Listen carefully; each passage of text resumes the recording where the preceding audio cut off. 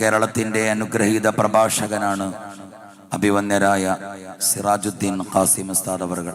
അഭിവന്യരായ അക്ഷരങ്ങളെ വാക്കുകളാക്കി, വാചകങ്ങൾ ആശയങ്ങളാക്കി, അറിവിൻ സാഗരത്തിന്റെ അലമാലകൾ ഉയർത്തിയ, മലയാള മലമടക്കുകളെ കിടിനം കൊള്ളിച്ച മലയാളികളുടെ അനുഗ്രഹീത പ്രഭാഷകൻ ഉസ്താദ് അൽ ഹാഫിൽ സിറാജുദ്ദീൻ ഖാസിം ഉസ്താദ് അവറുകൾ നമ്മുടെ സദസ്സിലേക്ക് കടന്നു വരുന്നു.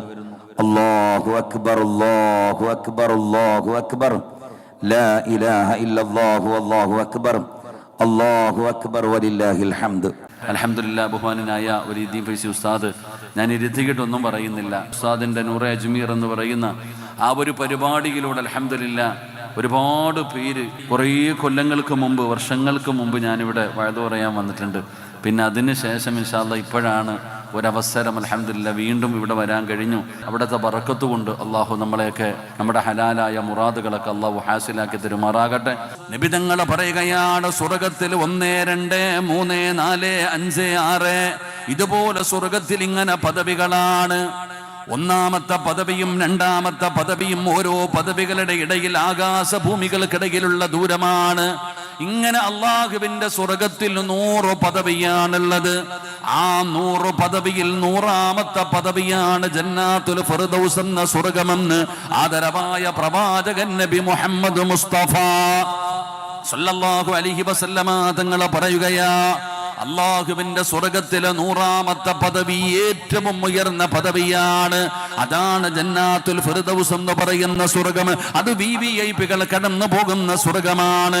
ലോകത്ത് കടന്നു വന്ന 1,24,000 പരം വരുന്ന പ്രവാചകന്മാര്, ആദം നബിയും, നൂഹ് നബിയും, ഇബ്രാഹിം നബിയും, മൂസാ നബിയും, ദാവൂദ് നബിയും, യാക്കൂബ് നബിയും, യൂനുസ് നബിയും, യൂസുഫ് നബിയും, ഹാറൂൻ നബിയും, അയ്യൂബ് നബിയും, സക്കരിയ നബിയും, മഹാനായ അഷ്റഫുൽ ഖൽഖ് നബി മുഹമ്മദ് മുസ്തഫ സല്ലല്ലാഹു അലൈഹി വസല്ലമ തങ്ങൾ വരെയുള്ള 1,24,000 പരം വരുന്ന പ്രവാചകന്മാര് ബദറിലും, ഉഹദിലും, ഹന്തക്കിലും, ഖൈബറിലും, തബൂക്കിലും, യർമൂക്കിലുമല്ല പടച്ച റബ്ബിന്റെ ദീനിന് വേണ്ടി പോരാടി വീരമൃത്യു വരിച്ച ശുഹദാക്കളുണ്ടല്ലോ.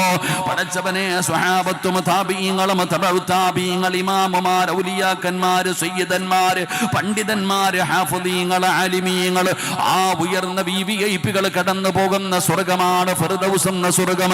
നബി തങ്ങൾ തന്റെ സ്വഹാബത്തിനോട് അവിടുന്ന് പരിചയപ്പെടുത്തുമ്പോ അത് സ്വർഗത്തിലെ 100ാമത്തെ പദവിയാണ്. അവിടെ വിവിഐപികളാണ് കടന്നു പോകുന്നതെന്ന് മുത്തുനബി അവിടുന്ന് പരിചയപ്പെടുത്തുമ്പോ അല്ലാഹുവിന്റെ പ്രവാചകന്റെ മുമ്പിലിരുന്ന് പാവപ്പെട്ട സ്വഹാബത്ത് കരയുകയാണ്. നബി തങ്ങളുടെ മുമ്പിലിരുന്ന് സ്വഹാബത്ത് കരയുകയാണ്. അല്ലാഹുവിന്റെ പ്രവാചകം ചോദിക്കുന്നു, യാ സ്വഹാബാ, എന്തു പറ്റി സ്വഹാബ, എന്തിനാ നിങ്ങൾ കരയുന്നത്? ആ പാവപ്പെട്ട ഉടുതുണിക്ക് മറുതുണിയില്ലാത്ത പാവപ്പെട്ട സ്വഹാബത്തുണ്ടല്ലോ, നബി തങ്ങളോട് കരഞ്ഞുകൊണ്ട് ചോദിക്കുന്നു, യാ റസൂലല്ലാഹ്, അല്ലാഹുവിന്റെ നബിയേ, ഞങ്ങൾക്ക് ആർക്കും അവിടെ പോകാൻ കഴിയില്ലേ നബിയേ? അമലുകൾ കുറഞ്ഞു പോയ പാവപ്പെട്ടവരായ ഞങ്ങൾക്ക് അവിടെ കടന്നു പോകാൻ കഴിയില്ലേ എന്ന് നബി തങ്ങളോട് സങ്കടത്തോടെ അനുചരന്മാര് ചോദിക്കുമ്പോ നബി തങ്ങളെ പറഞ്ഞു കൊടുത്തു, സ്വഹാബാ, നിങ്ങൾക്കും പോകണോ സ്വഹാബ? നിങ്ങൾക്കും ആ സ്വർഗത്തിലേക്ക് കടന്നു പോകണോ? ഈ മനോഹരമായ മസ്ജിദിന്റെ ഉദ്ഘാടനം കഴിഞ്ഞ് ആ പള്ളിയുടെ മുറ്റത്തൊരുമിച്ച് കൂടിയവരോട് നമുക്കും പോകണ്ടേ? അല്ലാഹുവിന്റെ അനുഗ്രഹങ്ങൾ കൊണ്ട് നിറച്ച പാലരുവികളും തേനരുവികളും ഒഴുകുന്ന പടച്ച റബ്ബിന്റെ സ്വർഗമുണ്ടല്ലോ. കഷ്ടപ്പാടില്ല, ദുരിതമില്ല, പ്രയാസമില്ല, ദാരിദ്ര്യമില്ല, പട്ടിണിയില്ല, പ്രായമുള്ളവരില്ല, രോഗമുള്ളവരില്ല, ഗ്ലാമർ കുറഞ്ഞവരില്ല, എല്ലാവർക്കും 33 വയസ്സ്. അല്ലാഹുവിന്റെ സ്വർഗത്തെ കുറിച്ച് പഠിക്കു ചെറുപ്പക്കാരാ, പൊന്നുമോനെ, എല്ലാവർക്കും 33 വയസ്സാണ്. ആണിനും പെണ്ണിനും 33 വയസ്സാണ്. എല്ലാവർക്കും കറുത്തവരോ, ഇരുനിറമുള്ളവരോ, ഗ്ലാമർ കൂടിയവരോ, കുറഞ്ഞവരോ, എല്ലാവർക്കും മഹാനായ യൂസുഫ് നബി അലൈഹിസ്സലാം ഈജിപ്തിലെ കൊട്ടാരത്തില് അതാ പെണ്ണുങ്ങൾ പോലും അറിയാതെ കൈമുറിച്ചത് യൂസുഫ് എന്ന് പറയുന്ന ചെറുപ്പക്കാരന്റെ ഗ്ലാമർ കണ്ടപ്പോഴാണ്. ആ യൂസുഫ് യൂസുഫ് നബി അലൈഹിസ്സലാമിന്റെ സൗന്ദര്യം, സ്വർഗവാസികൾക്ക് അല്ലാഹു കൊടുക്കുന്ന സൗകര്യം, ആ സൗന്ദര്യം യൂസുഫ് നബിയുടെ സൗന്ദര്യമാണ്. റബ്ബേ, എല്ലാ അനുഗ്രഹങ്ങളും അല്ലാഹു ഒരുക്കി വെച്ചിരിക്കുകയാണ്. അദാ ലഹും ജന്നാത്തുൻ തജ്രീ മിൻ തഹ്തിഹൽ അൻഹാർ. പാലരുവികളും തേനരുവികളും ഒഴുകുന്ന സ്വർഗമാ ചെറുപ്പക്കാരാ. മോനെ പടച്ചവനെ, വേടന്റെ പാട്ട് കേൾക്കാൻ ഓടുന്നവരുണ്ടല്ലോ, അതാ മക്കളെ അതിനേക്കാളും മനോഹരമായ രീതിയിൽ പടച്ചവനെ ദാവൂദ് നബി അലൈഹിസ്സലാമിന്റെ ശബ്ദം നമുക്ക് കേൾക്കണ്ട്. പ്രവാചകന്മാരുടെ മനോഹരമായ ശബ്ദം കേൾക്കാൻ കഴിയുന്നത് സ്വർഗത്തിലാണ്. അതുകൊണ്ട് എന്റെ പ്രിയപ്പെട്ട പെങ്ങളെ, കഷ്ടപ്പാടില്ല, ദുരിതമില്ല, രാവിലെ എഴുന്നേറ്റാൽ ജോലി ചെയ്യണ്ട, ഒരു കഷ്ടപ്പാടുമില്ല സ്വർഗത്തിൽ. എന്തെങ്കിലും വേണമെന്ന് ചോദിച്ചാൽ, എന്തെങ്കിലും വേണമെന്ന് ആഗ്രഹിച്ചാൽ പടച്ചവനെ ആഗ്രഹിക്കുന്ന ഭക്ഷണം നമ്മുടെ മുമ്പിലേക്ക് കടന്നു വരികയാണ്. തോഴിമാര് ഖിദ്മത്ത് ചെയ്യാൻ, അതാ പടച്ചവന് ഒരു കഷ്ടപ്പാടില്ല, നമുക്ക് തോഴിമാര് അല്ലാഹു തരികയാണ്. മഹാനായ തഴവ ഉസ്താദ് പറയുകയാ, അതിലുണ്ട് മുന്തിരി തോട്ടവും റുമ്മാനും, രസമുള്ളതാ കദളിപ്പഴം തിന്നാനും, താരാട്ടു പാടാൻ തോഴിമാർ പലരുണ്ട്, കൈമുട്ടുവാൻ ചില ദാസിമാർ വരവുണ്ട്. മണിയില്ല റബ്ബേ, മണിയില്ല റബ്ബേ, വാങ്ങുവാനാ വീട്, കൊതിയുണ്ട് വല്ലാതെപ്പോഴും അതിനോട്, അതിലേക്കു നീ ഒരു പാസുതാ മന്നാനേ, അതു നിന്റെ പക്കൽ മാത്രമാഹന്നാനേ. മക്കളെ, അവിടെ തോഴിമാര് കടന്നു വരുന്നുണ്ട്, ഖിദ്മത്ത് ചെയ്യാൻ ആള് കടന്നു വരുന്നുണ്ട്. ഭാര്യക്കും മക്കളും ഭർത്താവുമായി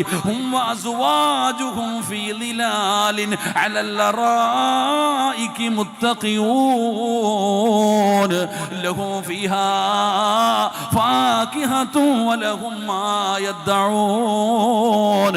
സലാമുൻ ഖൗലൻ മിർ റബ്ബിർ റഹീം. അല്ലാഹുവിന്റെ ഖുർആൻ അവിടുന്ന് പരിചയപ്പെടുത്തുന്ന കുടുംബം ആസ്വദിക്കണം സഹോദരാ.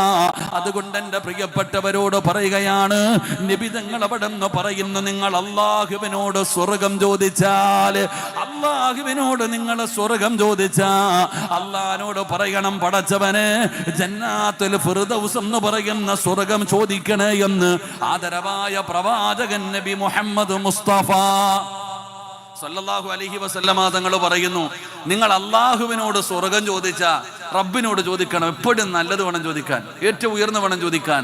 അല്ലാഹുവിനോട് ചോദിക്കണം, പടച്ചവനെ ജന്നാത്തുൽ ഫിർദൗസ് എന്ന് പറയുന്ന സ്വർഗം തരണേ എന്ന് ദുആ ചെയ്യണേ എന്ന് നബിയിനാ റസൂലുള്ളാഹി സ്വല്ലല്ലാഹു അലൈഹി വസല്ലം. അല്ലാഹു നമുക്ക് ഭാഗ്യം തരുമാറാകട്ടെ, അല്ലാഹു ഭാഗ്യം തരുമാറാകട്ടെ. ചോദിച്ച ഏത് സ്വർഗം ചോദിക്കണം?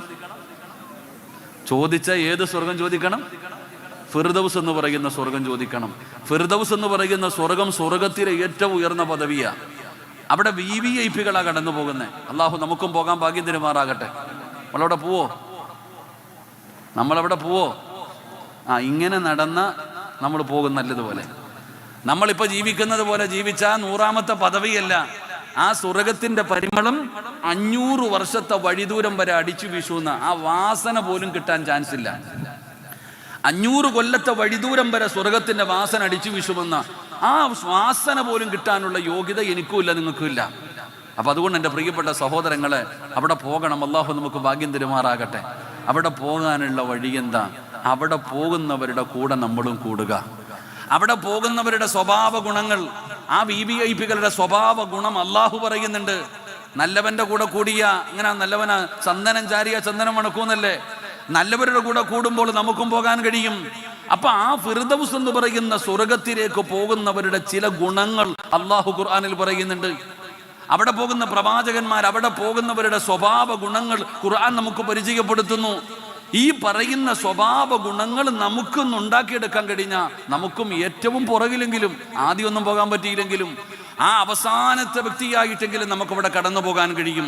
അതുകൊണ്ട് അള്ളാഹുവിൻ്റെ വിശുദ്ധമായ ഖുർആൻ, ഞാൻ സമയം കളയുന്നില്ല, ആകെ കുറഞ്ഞ സമയം മാത്രം. അൽഹംദുലില്ലാ, ഇന്ന് രാത്രി തന്നെ പരിപാടി കഴിഞ്ഞിട്ട് ആദ്യം കിട്ടുന്ന ട്രെയിനിൽ കയറി നാട്ടിൽ പോകണം. എന്നെ കൂടെ ഉസ്താദ് പറഞ്ഞു തൃശ്ശൂർ വരെ കൊണ്ടുവിടാമെന്ന്. അപ്പോൾ അൽഹംദുലില്ലാ, നിങ്ങളെക്കാലം ധൃതി എനിക്കാണ്.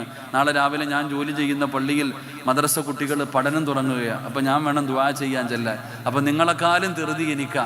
അതുകൊണ്ട് ഇൻഷാ അല്ലാഹ് പറയാൻ പറ്റുന്നത് 1 മണിക്കൂർ പറഞ്ഞ് ദുആ ചെയ്ത് പിരിയാം ഇൻഷാ അല്ലാഹ്. അള്ളാഹു ഭാഗ്യം നൽകുമാറാകട്ടെ. ആ നിൽക്കണ ചങ്ങാതിമാർ ഇരിക്കാൻ പറ്റുമെങ്കിൽ ഇരുന്നോളി. നിൽക്കുന്ന അത്ര നല്ലതല്ല. വെരിക്കോസിൻ്റെ രോഗമൊക്കെ ഉണ്ടാവും. ഞങ്ങളൊക്കെ നിന്നൊരു പരിവായി. ഉസ്താദൊക്കെ ഇരിക്കുന്നുണ്ട്, കുഴപ്പമില്ല. അൽഹംദുലില്ലാ, അള്ളാഹു നമ്മുടെ രോഗങ്ങൾക്കൊക്കെ ശിഫ നൽകുമാറാകട്ടെ. ഇരിക്കണമെന്ന് എനിക്ക് ആഗ്രഹമുണ്ട്, പക്ഷേ ഇരിക്കാൻ എന്തോ മനസ്സിനൊരു വല്ലാത്ത ഭയം. അതുകൊണ്ട് ഇൻഷാ അല്ലാഹു നമ്മുടെ രോഗങ്ങൾക്ക് അള്ളാഹു ശിഫ നൽകുമാറാകട്ടെ. അപ്പം ഈ പറയുന്ന ഗുണങ്ങൾ ഉണ്ടോ ഇല്ലയോ എന്ന് സ്വന്തം ഒന്ന് ചിന്തിച്ചാൽ മതി.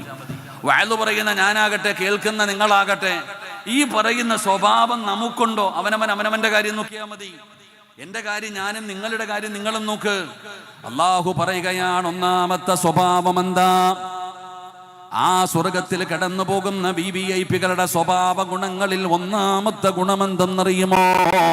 അള്ളാഹു പറയുന്നു, ബിസ്മില്ലാഹിർ റഹ്മാനിർ റഹീം, ഇന്നഹും കാനൂ യുസാരിഊന ഫിൽ ഖൈറാത്ത്. അള്ളാഹു പറയുന്ന ഒന്നാമത്തെ സ്വഭാവ ഗുണമാ. വഅദ് കേൾക്കാൻ വന്നിരിക്കുന്നവരെ അള്ളാഹു പറയുന്ന ഈ സ്വഭാവമാർക്കാവുള്ളത്. ഇന്നഹും കാനൂ യുസാരിഊന ഫിൽ ഖൈറാത്ത്. അള്ളാഹു പറയുകയാണ്, ഒന്നാമത്തെ സ്വഭാവ ഗുണം എന്താണ്?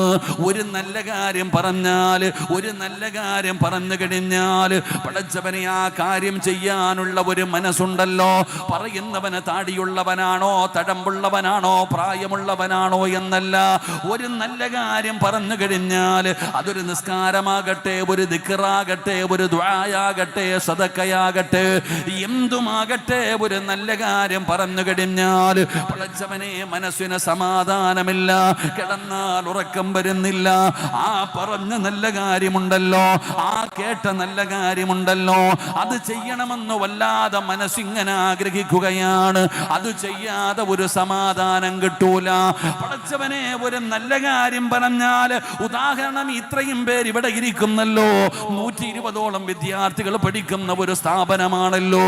ചുമ്മാതെ ഞാനൊന്ന് പറയുകയാണ്, നിങ്ങളിൽ ആരെങ്കിലും ഒരു സദഖ പറയൂ. എല്ലാവരും തിരിഞ്ഞു നോക്കുകയാണ്, സമ്പന്നനും തിരിഞ്ഞു നോക്കുകയാണ്. ആരാണ് എഴുന്നേക്കുന്നത്, ആരാണ് പറയുന്നത് എന്നാ ചിന്തിക്കുന്നില്ല. പടച്ചവനെ, എനിക്ക് സമ്പത്തുണ്ടല്ലോ, അല്ലാഹു ഒരുപാട് നിഅമത്ത് ചെയ്തിട്ടുണ്ടല്ലോ, എനിക്ക് പറയണമല്ലോ. നമ്മളിലധികം പേരും അതിന് തയ്യാറാകുന്നില്ല. ഒന്ന് കേറിയിരിക്കാൻ പറഞ്ഞു. എന്തിനാ? വഅദിനാൾ കൂടുതൽ ഉണ്ടാകണമെന്നുള്ള ആഗ്രഹത്തോടെയല്ല. മുതഅല്ലിമീങ്ങളുടെ കൂടെ അടുത്തിരുന്നാൽ ചന്ദനം ചാരിയ ചന്ദനം മണക്കുമെന്നല്ലേ, മലക്കുകൾ ബഹുമാനിക്കുന്ന വിഭാഗമല്ലേ. ആ മക്കളുടെ കൂടെയും ഇരുന്നാൽ സഹോദരാ, നിനക്ക് എന്തെല്ലാം പ്രതിഫലമാണ്, എന്തൊക്കെ നേട്ടമാണ്. അത് കേറിയിരിക്കാൻ പറയുമ്പോഴും ആലോചിക്കുന്നു, വേണോ വേണ്ടയോ? സഹോദരാ, ഖുർആൻ പറയുകയാണ്, ഇന്നഹും കാനൂ യുസാരിഊന ഫിൽ ഖൈറാത്ത്. ഈ ഒരു സ്വഭാവമാണ് നമുക്ക് വേണ്ടത്, ഈ ഒരു ഗുണമാണ് നമുക്ക് വേണ്ടത്. നന്മ ചെയ്യാൻ മത്സരിക്കുകയാണ്, നന്മയ്ക്ക് വേണ്ടി ധൃതി കാണിക്കുകയാണ്. ആ ഫിർദൗസിൽ പോകുന്ന ഒരടിമയെ ഞാൻ പരിചയപ്പെടുത്താം. അല്ലാഹുവിന്റെ ഫിർദൗസ് എന്ന് പറയുന്ന സ്വർഗത്തിലേക്ക് കടന്നു പോകുന്ന അല്ലാഹുവിന്റെ ഒരടിമയെ ഞാൻ പരിചയപ്പെടുത്താം. മഹാനായ ഖലീലുല്ലാഹി ഇബ്രാഹിം നബി അലൈഹിസ്സലാം. ഇബ്രാഹിം എന്ന് പറയുന്ന പ്രവാചകനെ നമുക്കറിയുമല്ലോ, നമ്മളുമായി വല്ലാത്ത ഒരു ബന്ധമുള്ള പ്രവാചകനാണല്ലോ.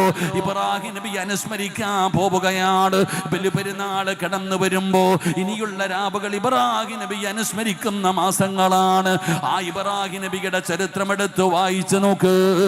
യഹ്തതല ഇബ്രാഹിം അലൈഹിസ്സലാം വഹുവ ഇബ്നു 80 സന.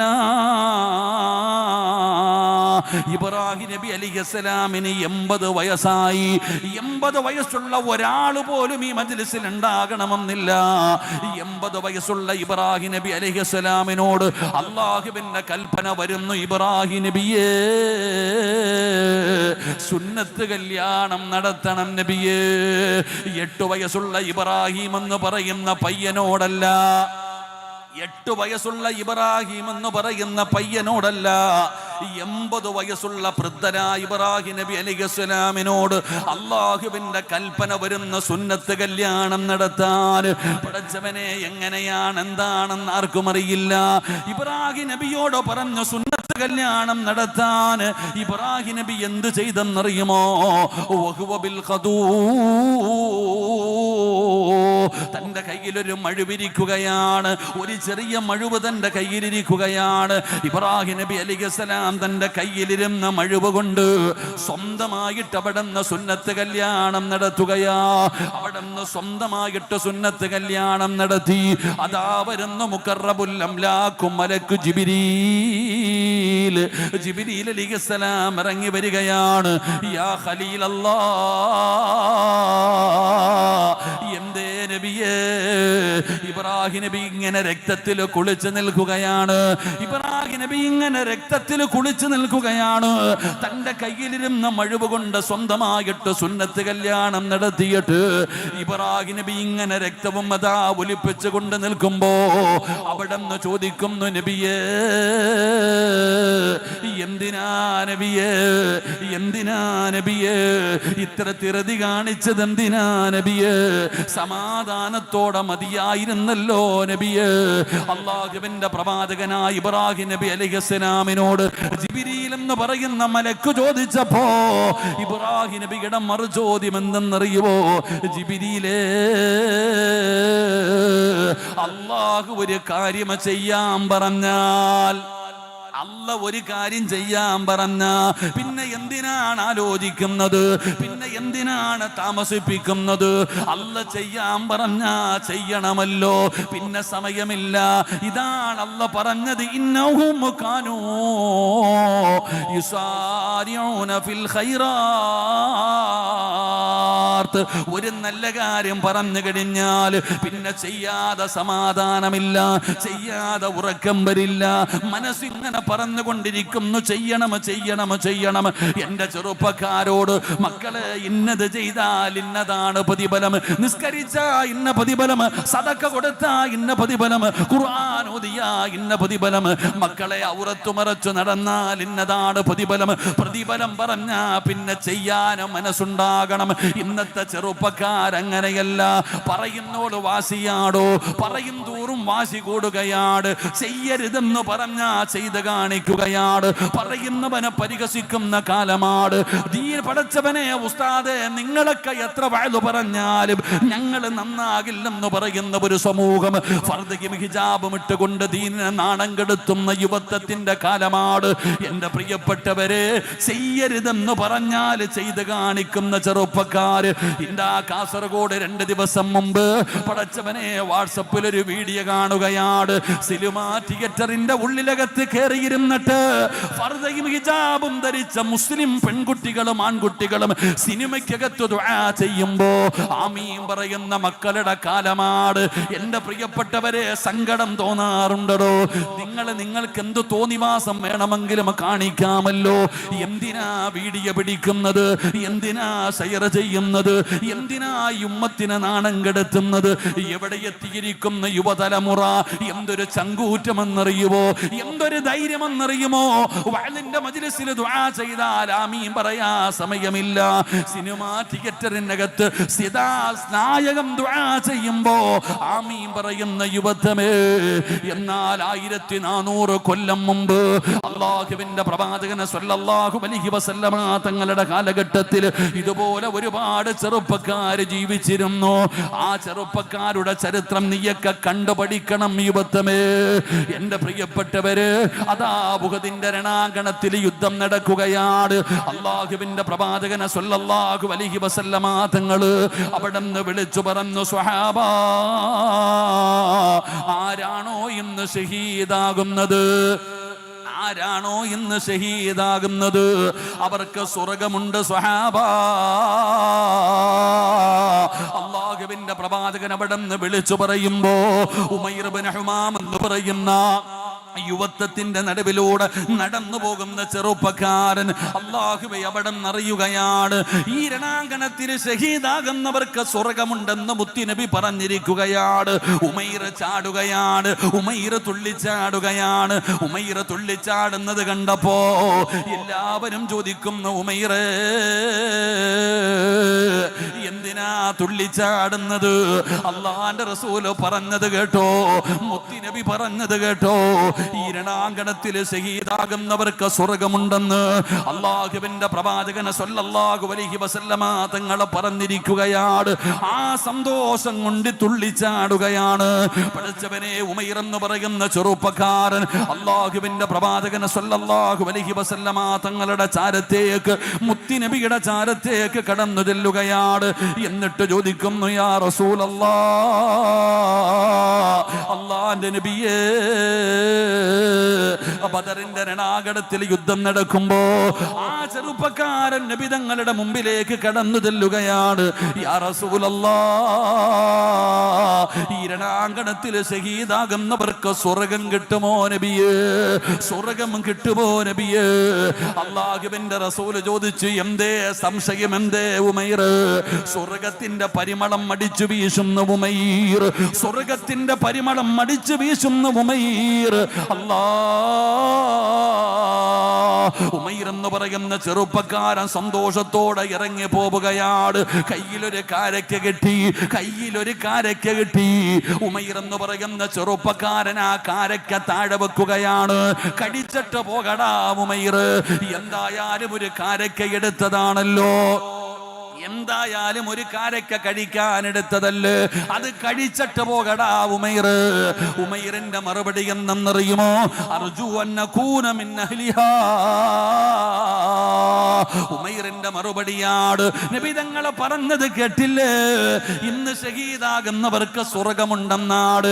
ഈ കാരക്ക കഴിക്കുന്ന സമയം പോലും ഇനി മാറ്റിവെക്കാനില്ല. ഈ കാരക്ക കഴിക്കുന്ന സമയം പോലും എനിക്കിനി ഈ ദുനിയാവിൽ ജീവിക്കാൻ വയ്യ. എനിക്ക് വേണ്ടത് സ്വർഗമാണ്. രണാങ്കണത്തിലേക്ക് കടന്നുപോയി ഷഹീദായ സ്വഹാബിയാണ് ഉമൈർ ഇബ്നു ഹുമാം റളിയല്ലാഹു തആല അൻഹു.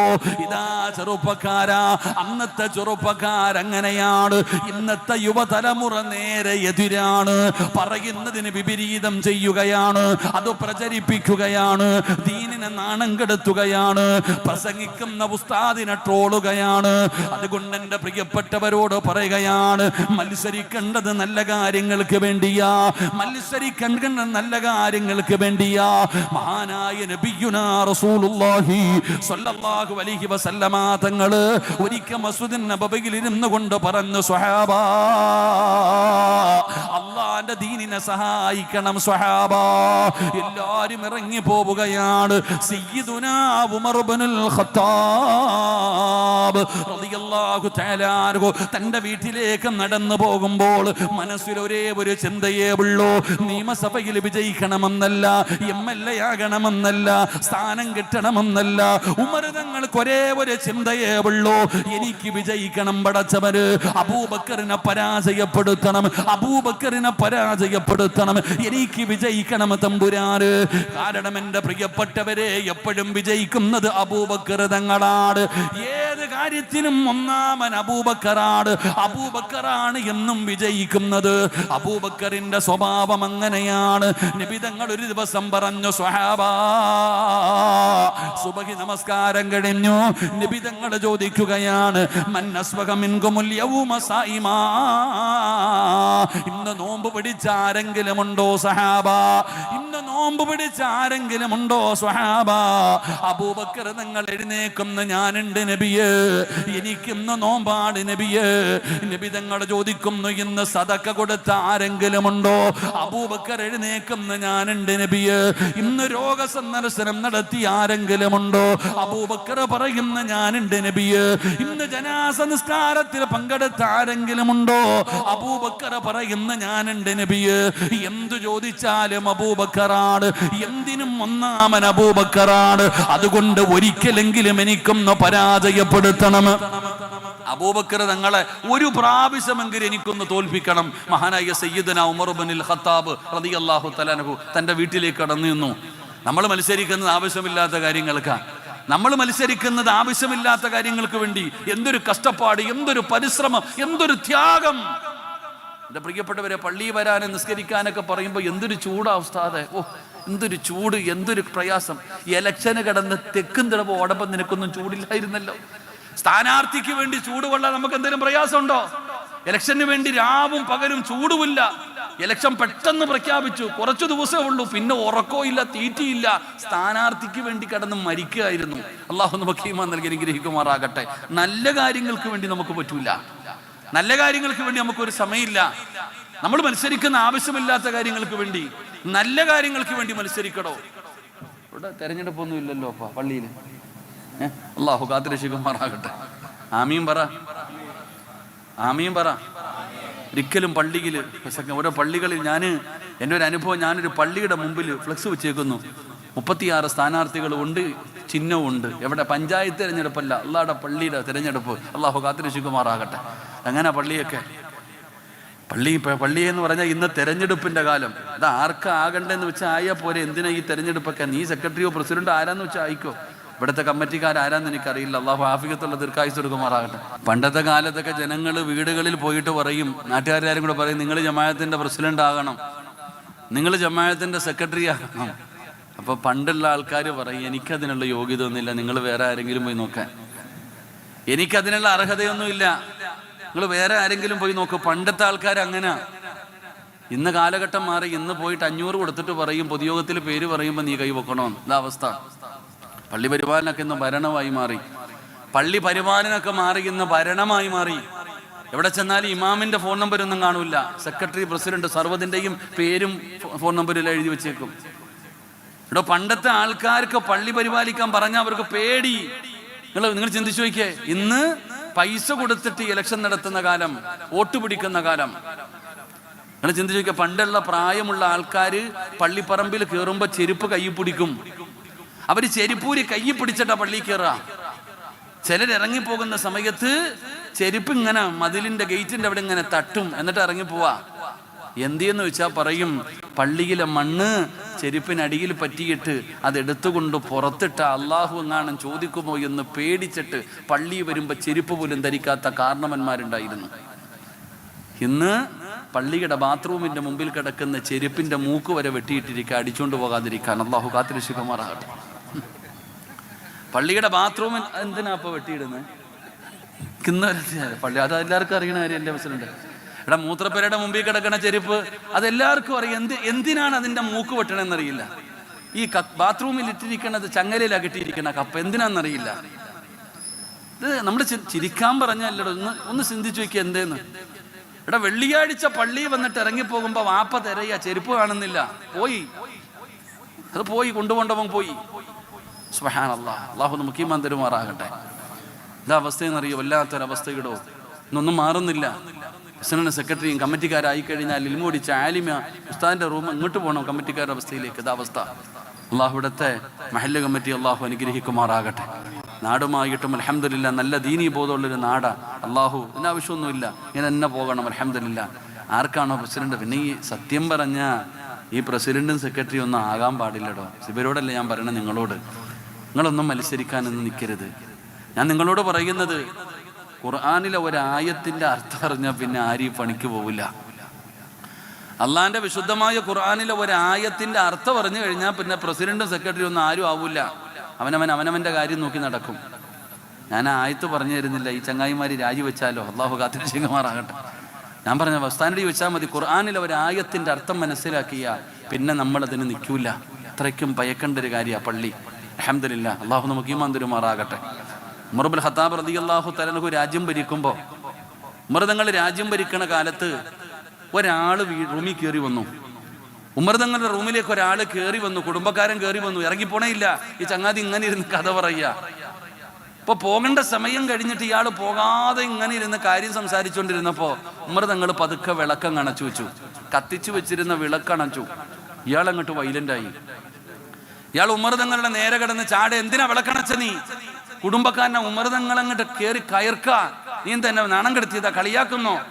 ഉമർ തങ്ങൾ കുറെ കഴിഞ്ഞപ്പോൾ പറഞ്ഞു, ചങ്ങാതി ഇതെന്റെ വീട്ടിൽ നിന്ന് കൊണ്ടുവന്ന എണ്ണയല്ല, ഇത് ബൈത്തുൽ മാലിലെ പൈസ കൊടുത്ത് വാങ്ങിച്ച എണ്ണയാ.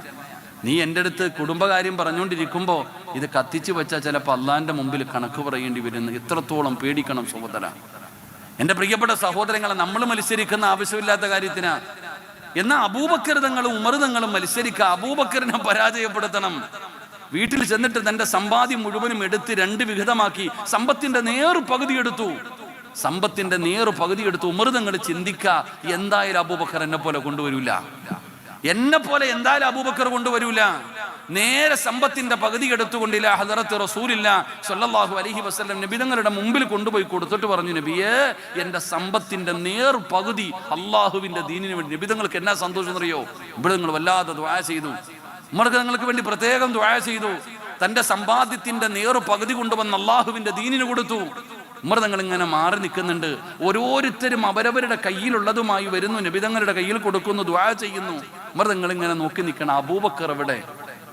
അങ്ങനെ ഇരിക്കുമ്പോൾ അവസാനം വരുന്നു സയ്യിദുനാ അബൂബക്കർ സിദ്ദീഖ് റളിയല്ലാഹു അൻഹു. നോക്കുമ്പോ ഒരു ചെറിയ പൊതിയേ ഉള്ളൂ, കയ്യിലൊരു ചെറിയ പൊതി. അപ്പൊ ഉമർ തങ്ങൾക്ക് സന്തോഷമായി, എന്നെ പോലെ വലുതൊന്നും ഇല്ലല്ലോ, അപ്പൊ എന്തായാലും ഇന്ന് ഞാൻ വിജയിക്കും. നേരെ ഓടി നബി തങ്ങൾ അടുത്ത് വന്ന് നിന്നു. അബൂബക്കർ തങ്ങൾ ആ ചെറിയ പൊതി കൊണ്ടുവന്ന് നബി തങ്ങളുടെ കയ്യിൽ കൊടുത്തു. നബി തങ്ങൾ ചോദിച്ചു, എന്തേ അബൂബക്കറെ? എൻ്റെ സമ്പാദ്യം എൻ്റെ കയ്യിലുള്ളത് മുഴുവനും ഞാൻ തന്നിരിക്കുന്നു നബിയെ, ഇനി ഇതല്ലാതെ ഒന്നുമില്ല, അള്ളാഹും അവൻ്റെ റസൂൽ അല്ലാതെ ഒന്നുമില്ല. എൻ്റെ സമ്പാദ്യത്തിലുള്ളതിൽ അവസാനത്തത് മുഴുവനും കൊടുത്തു. അവിടെയും ഉമർ തങ്ങൾ പരാജയപ്പെട്ടു. ഇതാണ് നന്മയ്ക്ക് വേണ്ടി മത്സരിക്കണം, നല്ല കാര്യങ്ങൾക്ക് വേണ്ടി മത്സരിക്കണം. നമുക്കൊന്ന് മത്സരിക്കാം. ഒരു നന്മയുടെ വിഷയത്തിൽ നമുക്കുമൊന്ന് മത്സരിക്കാം. ആരാ പറഞ്ഞു തരുന്നതെന്നറിയുമോ? അള്ളാഹുവിന്റെ പ്രവാചകന്റെ കരളിന്റെ കഷ്ടമായ പ്രിയപ്പെട്ട പൊന്നുമോള് മഹ്ദി ഫാത്തിമ ബീവി റളിയല്ലാഹു തആല അൻഹാ മരുമകനായ സയ്യിദുനാ അലി ഇബ്നു അബീ ത്വാലിബ് റളിയല്ലാഹു തആല അൻഹു. നമുക്ക് ചരിത്രമറിയുമല്ലോ. ഒരു ദിവസം അല്ലാഹുവേ അലിയാർ തങ്ങൾ വീട്ടിലേക്ക് കടന്നു ചെല്ലുകയാണ്. ഫാത്തിമ ബീവിയുടെ വീട്ടിലേക്ക് കടന്നു ചെല്ലുമ്പോ അതാ അലിയാർ തങ്ങൾ ക്ഷീണിച്ചു വീട്ടിലേക്ക് കടന്നു വരികയാണ്. അവിടുന്ന് സലാം പറഞ്ഞു അതാ മടക്കുകയാണ്. അലിയാർ തങ്ങൾ വീടിന്റെ അകത്തേക്ക് കടന്നു ചെല്ലുമ്പോ ഫാത്തിമയുടെ മുഖത്തൊരു സങ്കടം കാണുകയാണ്. എന്തേ ഫാത്തിമ, മുഖം വല്ലാതെ വാടിയിരിക്കുന്നല്ലോ. ഫാത്തിമ പറഞ്ഞു, ഒന്നുമില്ല. അലിയാർ തങ്ങൾ ഇങ്ങനെ സംസാരിച്ചു കൊണ്ടിരിക്കുന്നതിന്റെ ഇടയിൽ ഫാത്തിമ ബീവി റളിയല്ലാഹു തആല അൻഹയുടെ കയ്യിലൊന്ന് പിടിക്കുകയാണ്. ഫാത്തിമ പെട്ടെന്ന് കരയുകയാണ്. അലിയാർ തങ്ങൾ കൈപിടിച്ചു നോക്കുമ്പോ ഫാത്തിമ ബീബി റളിയല്ലാഹു തആല അൻഹയുടെ കൈ ഇങ്ങനെ പൊട്ടിയിരിക്കുകയാ. പടച്ചവനെ, എന്ത് ചെയ്തിട്ടാണെന്നറിയുമോ? കല്ല് പിടിച്ചിട്ട് ഫാത്തിമ ബീബിയുടെ കൈ പൊട്ടിയിരിക്കുകയാണ്. പെങ്ങളെ, അലിയാർ തങ്ങൾ പാവപ്പെട്ടവനാണ്. ഗോതമ്പ് കൊണ്ടുവന്ന് ഫാത്തിമയുടെ കയ്യിൽ കൊടുക്കുകയാണ്. ഫാത്തിമയത് കല്ലിലിട്ട് പൊടിക്കുകയാ. ഫാത്തിമ കല്ലിലിട്ട് പൊടിക്കുകയാണ്. ആ കല്ല് പിടിച്ചു ഫാത്തിമയുടെ കൈ പൊട്ടിയിരിക്കുകയാണ്. അള്ളാന്റെ റസൂലിന്റെ പൊന്നുമോൾക്ക് വല്ലാത്ത കഷ്ടപ്പാടായിരുന്നു. ആ പൊടിച്ചു കൊടുക്കുന്ന മാവ് കൊണ്ടുപോയി വിറ്റിട്ടാണ് അലിയാർ തങ്ങളും ഫാത്തിമ ബീവിയും ജീവിക്കുന്നത്. വല്ലാത്ത കഷ്ടപ്പാട്. എൻ്റെ പ്രിയപ്പെട്ട പെങ്ങളെ, ജോലിയുടെ തിരക്കറിയണമെങ്കിൽ, അലിയാർ തങ്ങൾ ഫാത്തിമ ബീവിയുടെ തിരക്കറിയണമെങ്കിൽ, ഫാത്തിമ ബീവിക്ക് ഹസനും ഹുസൈൻ എന്ന് പറയുന്ന 2 മക്കളുണ്ട്. 2 പേരും 1 വയസ്സിന്റെ വ്യത്യാസമാണ്. 1 വയസ്സിന്റെ വ്യത്യാസമേ 2 പേർക്കുമുള്ളൂ. അല്ലാ, മക്കളെ തൊട്ടിലിൽ കിടത്തിയിട്ട് കയറ് കെട്ടിയിട്ട് ഒരു ഭാഗം ഫാത്തിമയുടെ കാലിൽ കെട്ടിയിട്ടിരിക്കുകയാണ്. മക്കളെങ്ങാനും കരഞ്ഞ മാവ് പഠിക്കുന്ന സമയത്ത് ഫാത്തിമ കാലുകൊണ്ടിങ്ങനെ ആട്ടുമായിരുന്നു. അത്രത്തോളം ജോലിയാണ്. ആ കൈപൊട്ടിയിരിക്കുകയാണ് ഫാത്തിമ. 2 പേരും രാത്രിയിൽ കിടക്കുകയാണ്. അലിയാർ തങ്ങൾക്ക് വല്ലാത്ത സങ്കടമായി. അള്ളാന്റെ റസൂലിന്റെ മകളാണല്ലോ, മുത്തുനബിയുടെ പൊന്നുമോളാണല്ലോ. ആണല്ലോ, വല്ലാത്ത കഷ്ടപ്പാടാണല്ലോ. ഉറങ്ങാതെ കിടക്കുന്ന ഫാത്തിമയോട് അലിയാര് തങ്ങൾ ചോദിക്കുന്നു, ഫാത്തിമ ഞാനൊരു വഴി പറഞ്ഞു തരട്ടെ ഫാത്തിമ, നിന്റെ സങ്കടം മാറാൻ, നിന്റെ പ്രയാസം മാറാൻ ഞാനൊരു വഴി പറഞ്ഞു തരട്ടെ ഫാത്തിമ. എന്തേ അലിയേ, എന്തേ അലിയേ? ഫാത്തിമ നേരം വെളുത്താൽ നിന്റെ ജോലിയെല്ലാം കഴിഞ്ഞ് നീ നിന്റെ വാപ്പയെ കാണാ പോകണം ഫാത്തിമ, അള്ളാന്റെ റസൂലിനെ കാണാ പോകണം ഫാത്തിമ. എന്നിട്ട് നിന്റെ കഷ്ടപ്പാട് പറയണം, നിന്റെ സങ്കടങ്ങൾ പറയണം. നിന്റെ വാപ്പാടെ കയ്യിൽ ഒരുപാട് അടിമകളുണ്ടല്ലോ, ഒരുപാട് ജോലിക്കാരുണ്ടല്ലോ. നിന്റെ സങ്കടമെല്ലാം പറഞ്ഞിട്ട് വാപ്പയോട് ചോദിക്കണം, ഉപ്പാ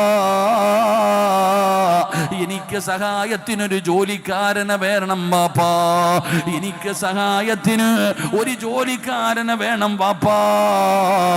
വാപ്പാടെ കയ്യിൽ ഒരുപാടുണ്ട് ഫാത്തിമ, റസൂലുള്ളാഹിയുടെ കയ്യിൽ ഒരുപാട് ജോലിക്കാരുണ്ടല്ലോ. നീ ചോദിച്ചാ വെറും കയ്യോടെ മടക്കൂല. എന്തായാലും നിന്നെ വല്ലാത്ത ഇഷ്ടമാണ്, നിനക്കൊരു ജോലിക്കാരെ തരും ഫാത്തിമ. നിന്റെ സങ്കടം മാറുമല്ലോ, നിന്റെ കഷ്ടപ്പാട് മാറുമല്ലോ. അലിയാര് തങ്ങൾ പറഞ്ഞു കൊടുക്കുമ്പോ ഫാത്തിമ ബീബി റളിയല്ലാഹു തആല ചിന്തിക്കുന്നു, ശരിയാണല്ലോ അല്ലാഹ്, ഈ പറഞ്ഞത് ശരിയാണല്ലോ. നബി തങ്ങളോട് ചോദിച്ചാൽ എന്തായാലും ഒരടിമയെ കിട്ടുമല്ലോ. സമാധാനത്തോടെ കിടന്നുറങ്ങുകയാണ്. പിറ്റേ ദിവസം നേരം വെളുത്തു, സുബഹി നമസ്കാരം കഴിഞ്ഞു, ജോലിയെല്ലാം കഴിഞ്ഞു. അള്ളാന്റെ റസൂലിന്റെ പൊന്നാര മകള് സന്തോഷത്തോടെ പോവുകയാണ് തന്റെ പ്രിയപ്പെട്ട പിതാവിനെ കാണാൻ, അള്ളാഹുവിന്റെ റസൂലിനെ കാണാൻ. സന്തോഷത്തോടെ ഫാത്തിമ ബീബി റളിയല്ലാഹു തആല കടന്നു ചെല്ലുമ്പോ അള്ളാന്റെ റസൂല് വീട്ടിലില്ല. നിബിതങ്ങൾ വെളുപ്പാങ്കാലത്തെ ഒരു യാത്ര പോയി. വലിയ പ്രതീക്ഷയോടുകൂടി ഫാത്തിമ കടന്നു പോയതാണ്. ഉപ്പയില്ലെന്നറിഞ്ഞപ്പോൾ സങ്കടമാവുകയാണ്. ആയിഷ ഉമ്മാടെ മുമ്പിൽ കരയുകയാണ്, ഉമ്മാനോട് സങ്കടങ്ങൾ പറയുകയാണ്. തന്റെ പ്രയാസങ്ങളും തന്റെ ബുദ്ധിമുട്ടുകളും ആയിഷ ബീബി റളിയല്ലാഹു തആല അൻഹയോട് പറയുകയാണ്. എന്നിട്ട് പറഞ്ഞു, ഉമ്മാ ഉപ്പ വരുമ്പോ പറയണേ ഉമ്മാ. അതാ ആയിഷ ബീവി സമാധാനിപ്പിക്കുകയാ. ഉമ്മ എന്ന് പറഞ്ഞാൽ അങ്ങനെയാണ്, ഉമ്മ എന്ന് പറഞ്ഞാൽ അങ്ങനെയാണ്. സങ്കടങ്ങളും പരാതികളും പറയുമ്പോ സമാധാനിപ്പിക്കേണ്ടവളാണ് ഉമ്മ, സമാധാനിപ്പിക്കേണ്ടവളാണ് ഉമ്മ. ആയിഷ ബീവി സമാധാനിപ്പിക്കുകയാണ്. വാപ്പ വരുമ്പോ ഞാൻ പറയാം ഫാത്തിമ, നിബിതങ്ങൾ വരുമ്പോ ഞാൻ പറയാം ഫാത്തിമ, നിനക്കൊരു ജോലിക്കാരനെ ഞാൻ വാങ്ങിച്ചു തരാം ഫാത്തിമ. തന്റെ പൊന്നാര മകളെ സമാധാനിപ്പിച്ച് ആശ കൊടുത്ത് വീട്ടിലേക്ക് പറഞ്ഞു വിടുകയാണ്. അന്ന് പാതിരാത്രിയിലാണ് നിബിതങ്ങൾ കടന്നു വന്നത്. അള്ളാഹുവിന്റെ പ്രവാചകൻ സ്വല്ലല്ലാഹു അലൈഹി വസല്ലമ തങ്ങൾ വീട്ടിലേക്ക് കടന്നു വന്നു. നിബിതങ്ങൾ വീട്ടിലേക്ക് സന്തോഷത്തോടെ കയറുകയാണ്. നിബിതങ്ങൾ ഇങ്ങനെ ഇരിക്കുമ്പോ ആയിഷ ബീവി പറഞ്ഞു, യാ റസൂലല്ലാഹ്, പൊന്നുമോള് ഫാത്തിമ വന്നിരുന്നു നബിയേ, പൊന്നുമോള് ഫാത്തിമ വന്നിരുന്നു നബിയേ. വല്ലാത്ത സങ്കടത്തിലാ നബിയേ. പൊന്നുമോളുടെ ചരിത്രം പറഞ്ഞു കൊടുക്കുകയാണ്, ഫാത്തിമയുടെ സങ്കടങ്ങൾ പറഞ്ഞു കൊടുക്കുകയാണ്. അള്ളാന്റെ റസൂലിന്റെ മുഖമങ്ങ് വാടുകയാണ്. നിബിതങ്ങൾക്ക് വല്ലാത്ത സങ്കടമായി. നിബിതങ്ങൾ ആ പാതിരാത്രിയിൽ ചാടി എഴുന്നേക്കുകയാണ്. ആയിഷ ബീവി ചോദിച്ചു, എവിടെ പോകുന്നു നബിയേ? എനിക്കെന്റെ പൊന്നുമോളെ കാണണം, എനിക്കെന്റെ പൊന്നുമോളെ കാണണം നബിയേ. രാത്രിയായി നബിയേ, ഒരുപാട് നേരം രാത്രിയായി, രാവിലെ പോകാൻ നബിയേ. നിബിതങ്ങൾ പറഞ്ഞു, ഇല്ല ഫാത്തിമ എനിക്ക് കാണണം. ആ രാത്രിയിൽ തന്നെ അള്ളാഹുവിന്റെ പ്രവാചകൻ അവിടെ നിന്ന് ഇറങ്ങി പോവുകയാണ്. ഫാത്തിമ എന്ന കരളിന്റെ കഷ്ടമായ തന്റെ പൊന്നാര മകളുടെ വീടിന്റെ മുമ്പിൽ ചെന്ന് അള്ളാന്റെ റസൂൽ അവിടെ നിന്ന് സലാം പറഞ്ഞു വീടിന്റെ അകത്തേക്ക് കിടക്കുകയാണ്. അതാ അലിയാര് തങ്ങൾ കിടക്കുന്ന സ്ഥലത്തു നിന്ന് ചാടി എഴുന്നേൽക്കുമ്പോ അള്ളാന്റെ റസൂല് പറഞ്ഞു, പറഞ്ഞിരിക്കലിയേ, ഇരിക്കു ഫാത്തിമ. രണ്ടുപേരുടെയും ഇടയിലിരിക്കുകയാണ്. അള്ളാന്റെ റസൂല് തന്റെ കരളിന്റെ കഷ്ടമായ പൊന്നാര മകളുടെ കൈ പിടിക്കുകയാണ്. അതാ ജോലി ചെയ്ത് പടച്ചവനെ കൈപൊട്ടിയിരിക്കുന്ന പൊന്നാര മകളുടെ കയ്യിൽ പിടിക്കുകയാണ്. എന്റെ പ്രിയപ്പെട്ടവരെ, എന്നിട്ട് നബി തങ്ങൾ പറഞ്ഞ മറുപടി എന്തെന്നറിയുമോ? അള്ളാന്റെ റസൂല് ചോദിക്കുന്നു, ഫാത്തിമ, ഭർത്താവിനും മക്കൾക്കും ഭക്ഷണം വെച്ചു കൊടുത്താ അള്ളാഹു തരുന്ന പ്രതിഫലം നിനക്കറിയുമോ ഫാത്തിമ? നബി തങ്ങളുടെ ചോദ്യമാണ്. ഭർത്താവിനും മക്കൾക്കും ഭക്ഷണം വെച്ചു കൊടുത്താൽ നിനക്ക് അല്ലാഹു തരുന്ന പ്രതിഫലം എന്തെന്നറിയുമോ ഫാത്തിമ? വാപ്പയെന്ന് പറഞ്ഞാൽ ഇങ്ങനെയാകണം, വാപ്പയെന്ന് പറഞ്ഞാൽ ഇങ്ങനെയാകണം. നബി തങ്ങളെ സ്നേഹിച്ചതുപോലെ ഒരു വാപ്പയും മക്കളെ സ്നേഹിച്ചിട്ടില്ല, ഖിയാമത്ത് നാൾ വരെ സ്നേഹിക്കുകയുമില്ല. ആ പ്രവാചകം തന്റെ പൊന്നാര മകള് ഭർത്താവിന്റെ വീട്ടിലെ സങ്കടം പറഞ്ഞപ്പോ, പരാതി പറഞ്ഞപ്പോ, കഷ്ടപ്പാട് പറഞ്ഞപ്പോ നിബിതങ്ങൾ അവിടെ നിന്ന് ഇറങ്ങി വരാനല്ല പറഞ്ഞത്, നിബിതങ്ങൾ വാപ്പയാവുകയാണ്. എന്റെ പ്രിയപ്പെട്ടവരെ, ഈ കാലഘട്ടത്തിൽ ജീവിക്കുന്ന വാപ്പമാര്, നീ ഒരു ഉപ്പയാണെന്ന ബോധം വേണം. എടുത്തു ചാടേണ്ട മനുഷ്യനല്ല, എടുത്തു ചാടേണ്ട മനുഷ്യനല്ല, വാശി കാണിക്കേണ്ട മനുഷ്യനല്ല. ഇന്ന് തൊട്ടതിനും പിടിച്ചതിനും വഴക്കാടോ. മക്കളുടെ ജീവിതം തന്നെ തകരുകയാണ്. സ്വന്തം മകളുടെ ജീവിതം തകരുന്നതിൽ വാപ്പയ്ക്ക് സങ്കടമില്ല, ഉമ്മയ്ക്ക് സങ്കടമില്ല. അതാ ഭാര്യയ്ക്കും ഭർത്താവിനും ഒരുമിച്ച് ജീവിക്കാൻ ആഗ്രഹമുണ്ടെങ്കിലും വാപ്പയെക്കാളും പയ്യനെക്കാളും വാശി അതാ പയ്യന്റെ ഉമ്മയ്ക്കാണ്, പെണ്ണിനെക്കാളും വാശി പെണ്ണിന്റെ ഉമ്മയ്ക്കാണ്. ഈഗോയാണ്. താഴ്ന്നു കൊടുക്കാൻ മനസ്സു വരുന്നില്ല, വിട്ടുവീഴ്ച ചെയ്യാൻ മനസ്സു വരുന്നില്ല. രണ്ടുപേരും കൂടെ 10 മിനിറ്റ് ഇരുന്ന് സംസാരിച്ചാൽ തീരുന്ന വിഷയമേ ഉള്ളൂ. സമ്മതിക്കാറില്ല. പടച്ചവനെ, രണ്ടിനെയും 2 തട്ടാക്കുകയാണ്. എന്റെ പ്രിയപ്പെട്ടവരെ, എന്നാ വാപ്പ അങ്ങനെയാകരുത്. നീ നിന്റെ പഴയ കഥയൊക്കെ ഓർത്തു നോക്ക് പെങ്ങളെ, നീ നിന്റെ പഴയ അവസ്ഥയൊക്കെ ചിന്തിച്ചു നോക്ക്. എന്നിട്ട് മക്കൾക്ക് പറഞ്ഞു കൊടുക്ക്. കുടുംബജീവിതം എന്ന് പറഞ്ഞാൽ അങ്ങനെയാണ്. നിന്റെ വീട് പോലെയാകണമെന്നില്ല ഭർത്താവിന്റെ വീട്.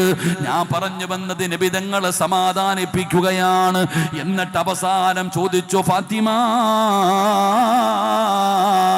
ഒരടിമയെ ചോദിച്ചല്ലോ ഫാത്തിമ, ഒരു ജോലിക്കാരനെ ചോദിച്ചല്ലോ ഫാത്തിമ.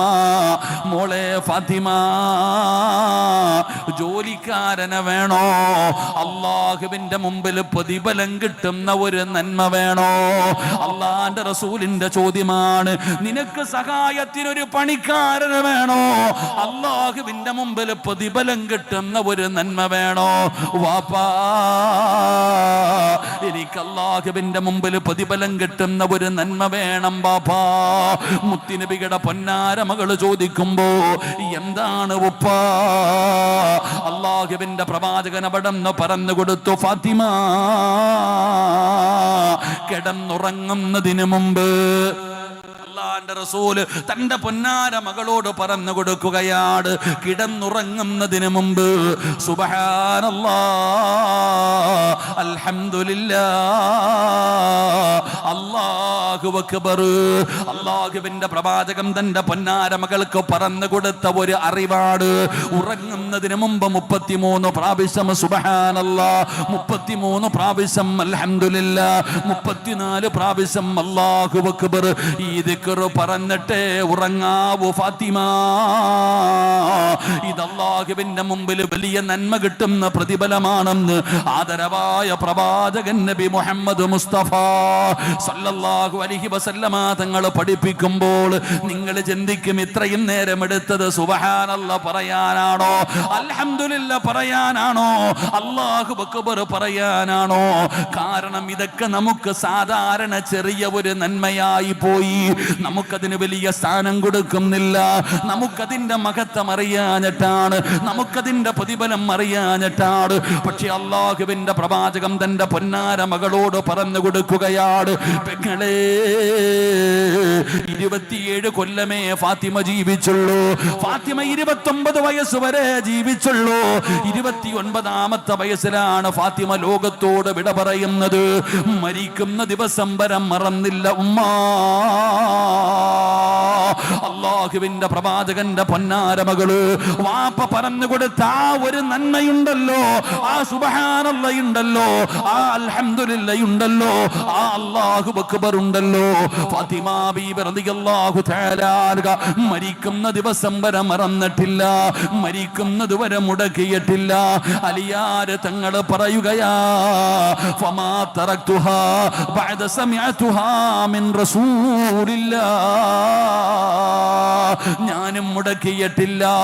എന്റെ മുത്തുനബി അന്ന് പറഞ്ഞു തന്ന ആ നന്മയുണ്ടല്ലോ, ഞാൻ മുടക്കിയിട്ടില്ല, മരിക്കുന്ന കാലം വരെ മുടക്കുകയുമില്ല. അലിയാർ നിങ്ങൾ പറയുകയാണ്, ഫമാ തറക്തുഹാ ബഅദ സമിഅതുഹാ മിൻ റസൂലില്ലാഹ്, അല്ലാഹുവിന്റെ റസൂൽ പറഞ്ഞതിന് ശേഷം ഇന്ന് ഞാൻ ഈ പറയുന്നത് വരെ മുടക്കിയിട്ടില്ല, മരിക്കുന്നത് വരെ മുടക്കുകയുമില്ല. പടച്ചവനെ, ഇതാണ് നന്മ. അതുകൊണ്ട് ഈ ബക്കായി കാണുന്ന പള്ളിയുടെ മുമ്പിൽ ഒരുമിച്ച് കൂടിയവരോട്, സഹോദരാ, നിനക്ക് കഴിയുമോ ഈ നന്മ ചെയ്യാൻ? ഇന്ന് വഴുത കടിഞ്ഞ് തിരിച്ച് നിന്റെ വീട്ടിലേക്ക് കടന്നു ചെന്ന് എല്ലാം കടിഞ്ഞിട്ട് അവസാനം കിടപ്പറയിലേക്ക് കടന്നു വന്ന് കിടന്നുറങ്ങാൻ പോകുന്നതിന് തൊട്ട് മുമ്പ് അല്ലാഹുവിന്റെ പ്രവാചകം തന്റെ പൊന്നാര മകൾക്ക് പറഞ്ഞു കൊടുത്ത, ഫാത്തിമ ബീബി റളിയല്ലാഹു തആല അൻഹ മരിക്കുന്നത് വരെ ചെയ്ത, അലി ഇബ്നു അബീ ത്വാലിബ് തങ്ങൾ മരിക്കുന്നത് വരെ ചെയ്ത ഈ നന്മയൊന്ന് ചെയ്യാൻ മനസ്സുണ്ടോ സഹോദരാ? ഈ നന്മയൊന്ന് ചെയ്യാൻ മനസ്സു കാണിക്ക്. ഉസ്താദേ, മുടക്കുകയില്ല, ഇൻഷാ അല്ലാഹ് പറയും ഉസ്താദേ. എന്തായാലും ഇന്ന് കിടന്നുറങ്ങുന്നതിന് മുമ്പ് ഞാൻ ഈ ദിക്ർ പറയാതെ ഉറങ്ങൂല. ഇന്നഹും കാനൂ യുസാരിഊന ഫിൽ ഖൈറാത്ത്. നബിതങ്ങൾ തന്റെ പൊന്നാര മകൾക്ക് പറഞ്ഞു കൊടുത്ത ഒരു നന്മ, ഉറങ്ങുന്നതിന് മുമ്പ് 33 പ്രാവശ്യം സുബ്ഹാനല്ലാഹ്, 33 പ്രാവശ്യം അൽഹംദുലില്ലാഹ്, 34 പ്രാവശ്യം അല്ലാഹു അക്ബർ. ഉസ്താദെ, എന്നും പറയണമെന്ന് ഞാൻ പറയില്ല, ഇന്നത്തെ ഒരു രാത്രിയെങ്കിലും ഞാൻ കിടന്നുറങ്ങുന്നതിന് മുമ്പ് ഈ ദിക്ർ പറഞ്ഞിട്ട് കിടന്നുറങ്ങൂ. അല്ലാഹു നമുക്ക് ഭാഗ്യം തരുമാറാകട്ടെ. ഒന്ന് കൈപൊക്കുക നിയ്യത്ത് ചെയ്യുന്നവരൊക്കെ, ഒന്ന് കൈപൊക്കി. ഇന്നത്തെ ഒരു രാത്രി, നാളെ ചെയ്യണമെന്നുള്ളത് നിന്റെ ഇഷ്ടം. ഇൻഷാ അല്ലാഹ് കൈപൊക്കിയോ? അള്ളാഹുവെ, ആരെല്ലാം ഈ സദസ്സിലിരുന്ന് കൈപൊക്കിയോ, മരിക്കുന്ന കാലം വരെ ആരുടെ മുമ്പിലും ഈ കൈനീട്ടി യാചിക്കേണ്ട അവസ്ഥ നീ വരുത്തല്ലേ റഹ്മാനെ. അള്ളാഹുവെ, നന്മ തിന്മ എഴുതിയ കിതാബ് ഈ ഉയർത്തിയ വലത് കൈകൊണ്ട് തന്നെ വാങ്ങാൻ ഞങ്ങൾക്ക് നീ ഭാഗ്യം തരണേ പടച്ചവനെ. അള്ളാഹുവെ, ഹൗലുൽ കൗസർ മതി വരുവോളം മുത്തുനബി സല്ലല്ലാഹു അലൈഹി വസല്ലമ തങ്ങളുടെ കയ്യിൽ നിന്ന് ഈ ഉയർത്തിയ കൈകൊണ്ട് വാങ്ങിച്ചു കുടിക്കാൻ നീ ഞങ്ങൾക്ക് ഭാഗ്യം തരണേ പടച്ചവനെ. ആ നബിതങ്ങളുടെ ശഫാഅത്ത് കിട്ടുന്ന വിഭാഗത്തിൽ ഈ കൈപൊക്കിയെ ഞങ്ങളെ നീ ഉൾപ്പെടുത്തണേ റഹ്മാനെ. കൈപൊക്കാത്തവരെ നീ നന്നാക്കണേ അല്ലാ, കൈപൊക്കാത്തവരെ നീ നന്നാക്കണേ അല്ലാ. 1 ലക്ഷം രൂപ തരാവോ എന്നല്ല ചോദിച്ചേ, കിടന്നുറങ്ങുന്നതിന് മുമ്പ് ഒരു 33 പ്രാവശ്യം സുബ്ഹാനല്ലാഹ് പറയാവോ? മരിക്കുന്ന കാലം വരെ പറയാനൊന്നും പറഞ്ഞില്ല, ഇന്നത്തെ ഒരു രാത്രിയെങ്കിലും പറയുന്നു പറഞ്ഞപ്പോൾ മസിൽ പിടിച്ചിരിക്കുന്നവന് വേണ്ടി ഞാൻ എന്നാ പറയാനാ? അള്ളാഹു നന്നാക്കുമാറാകട്ടെ. ഒന്നുകൂടെ കൈപൊക്കിക്കേ.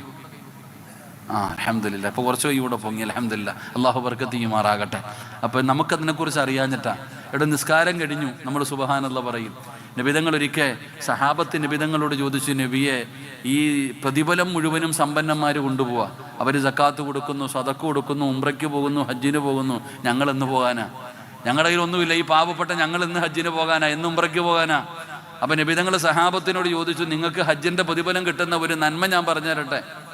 എന്തേ നബിയെ? നിസ്കാരം കഴിഞ്ഞിട്ട് സുബ്ഹാനല്ലാഹ്, അൽഹംദുലില്ലാഹ്, അല്ലാഹു അക്ബർ ഇത് പറഞ്ഞാൽ മതി, നിങ്ങൾക്ക് ഹജ്ജിൻ്റെ കൂലിയുണ്ടെന്ന് ആദരവായ പ്രവാചകൻ നബി മുഹമ്മദ് മുസ്തഫ. നമ്മൾ സലാം വീട്ടിയിട്ട് ഒറ്റ ഓട്ടമാണ്, നമുക്ക് എന്ത് ഹജ്ജ്? നമ്മൾ സലാം വീട്ടി കഴിഞ്ഞ് നമ്മൾ ഓടുക, നമുക്ക് ദിക്റും ദുആന്നും ഇല്ലല്ലോ. സുബ്ഹാനല്ലാഹ്, നമുക്ക് സമയമില്ല ഒന്നിനും. എന്നാൽ ആ ദിക്റിന്റെ പ്രതിഫലം എന്താ?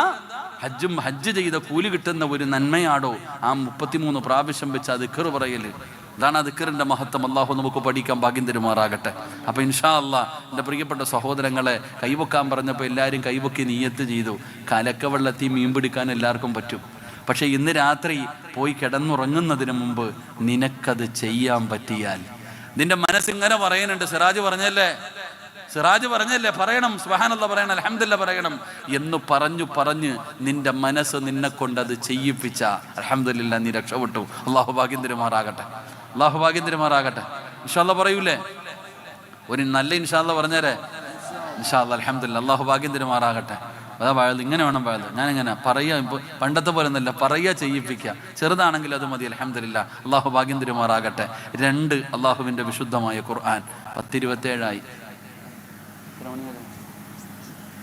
10:27 ഞാൻ 10:30 നിർത്താമെന്ന് പറഞ്ഞു. ഇപ്പോൾ വണ്ടി 3 മിനിറ്റും കൂടെ ഉണ്ട്.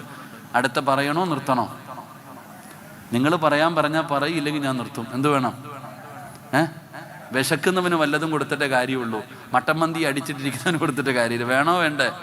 ഒന്ന് കൈ പൊക്കിക്കേ. അപ്പോൾ പിരിവുണ്ട് കേട്ടോ, ഇൻഷാ അല്ലാഹ്. അപ്പോൾ ചെറുതായിട്ട് പിരിവുണ്ട്, ഇൻഷാ അല്ലാഹ്. അള്ളാഹു ബർക്കത്ത് ചെയ്യുമാറാകട്ടെ. 2 അള്ളാഹു പറയുന്ന 2ാമത്തെ കാര്യം എന്താ?